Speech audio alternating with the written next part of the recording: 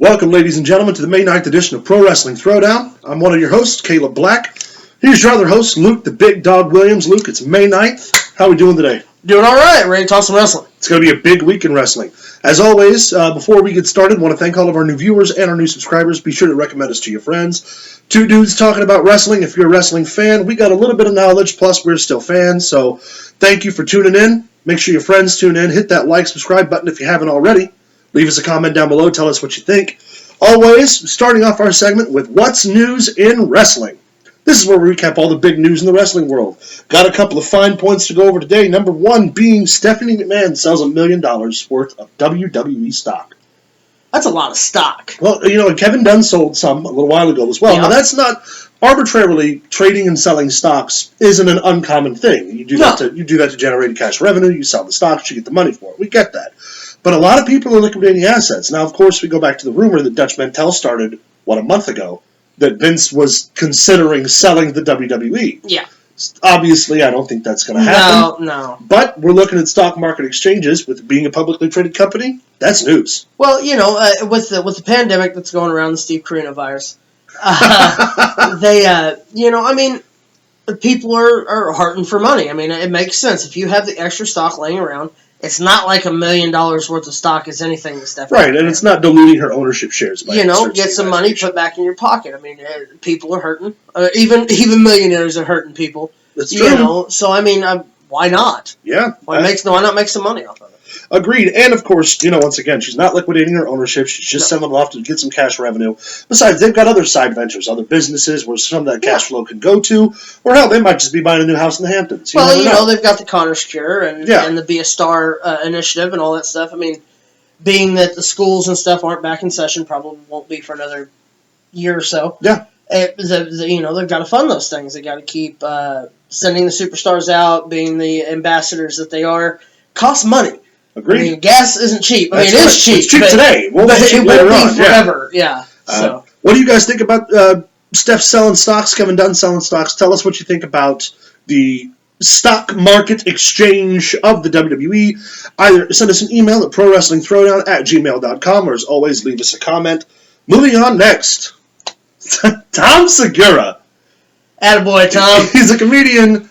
Said some disparaging things in, I guess, a tweet or an interview. It was on his podcast, him and his wife's podcast.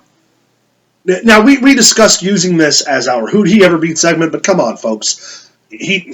Pro wrestling is predetermined, which means that it's not. Pro wrestling is predetermined in a world full of gimmicks. So I'm not going to use the F word, but you're bending reality with the story.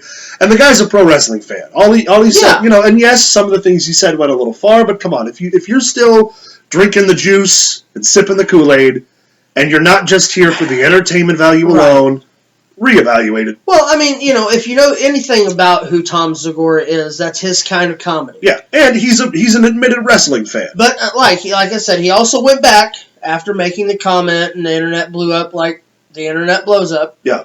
And clarified, I love wrestling. Wrestling's awesome. It's awesome. He was making a comment about fans who sometimes take it too literally. Yeah. About 100 pounds ago, I was a really good pro wrestler. Now I'm just a really good pro. I could do it like a pro eating contest, I guess. He wrestles hamburgers, not that. Wrestle my No, I mean, it's a comedian telling a joke. Yeah. No different than George Carlin telling jokes about the president. Exactly. Nothing worth getting worked up about. No. However, it is newsworthy. Obviously, Dolph Ziggler response. Classy. Very classy response, basically. If you want to talk about the wrestling business and the good it does, I'm happy to do that. Talks about his experience with the WWE. Very classy response and a very well represented. It wasn't just like a bunch of wrestling fans getting on Twitter and threatening to burn Segura's house down. It was a real-time pro having a real-time pro response. Right. So keep an eye on that. Tell us what you thought about Tom Segura's comments. Once again, leave us a comment or send us an email at prowrestlingthrowdown@gmail.com. SummerSlam was scheduled to be in Boston this year. Yes, it was. And Boston has now banned all mass gatherings until after Labor Day, which means SummerSlam's going to have to find a new home. Falls right in there, yeah. Going to have to find a new home. First of all, obviously, by then, a lot of states will be open. I don't think them finding a venue is going to be difficult, especially with people needing the entertainment. But it is interesting that Boston made that decision. It does directly affect SummerSlam. Directly, yeah. And, we... everything that was pushed from Mania, Hall of Fame, the access and everything was planned to basically shape up around SummerSlam. Yeah.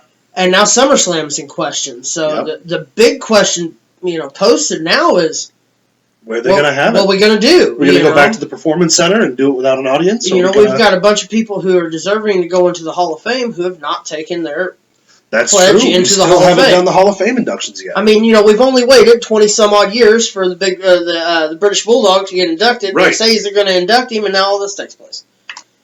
Steve Corino. The damn Steve Corino virus. Other bit of news, AEW gets a $10,000 fine from the Maryland Athletic Commission. Now, for those of you who weren't aware, there was some discussion of them receiving a fine due to a match that Kenny Omega and Jon Moxley had that was fairly hardcore in wrestling standards, and they did break some rules, and the Maryland State Athletic Commission slapped that wrist with a $10,000 fine. Well, I mean, in the beginning, it was listed as the lights out unsanctioned match. Yeah. Pay-per-view was quote unquote over. Yep. Even though they were still on pay-per-view. Pay-per-view.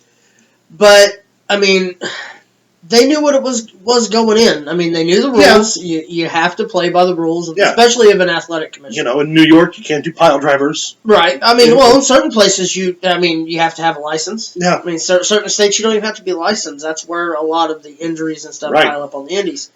But, I mean, $10,000, it's hefty. I mean, not for somebody like Tony Khan. But, I mean, in fairness, though, even though he's got the money, was it $10,000 that he really wanted to put down on the fine? Right. Well, I mean, you can't tell this group that it's okay and not fine them.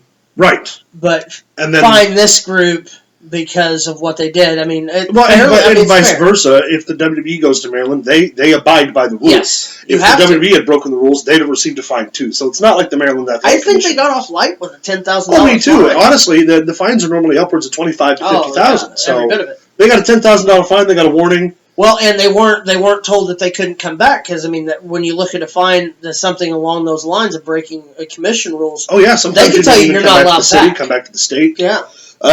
Closing up, Money in the Bank is tomorrow. Yes. We are going to elaborate a little bit about that, but that's the big show. That's the big show this month. Totally new, ingenuitive version of Money in the Bank, unlike it's ever been. WWE superstars start at the bottom floor of Titan Towers, work their way to the top. There's a ring up top where the briefcase is then suspended, so they start on the first floor. They work it all the way up to the 45th or 46th, whatever it is, to the rooftop. It's a ways up. Then they get on top of the roof. Stay tuned. We're going to get to that in This Week in Wrestling. Don't forget to like, subscribe, hit those buttons. Let us know what you thought of today's segment at ProWrestlingThrowdown@gmail.com or leave us a comment. We'll give you a shout out. Stay tuned for This Week in Wrestling.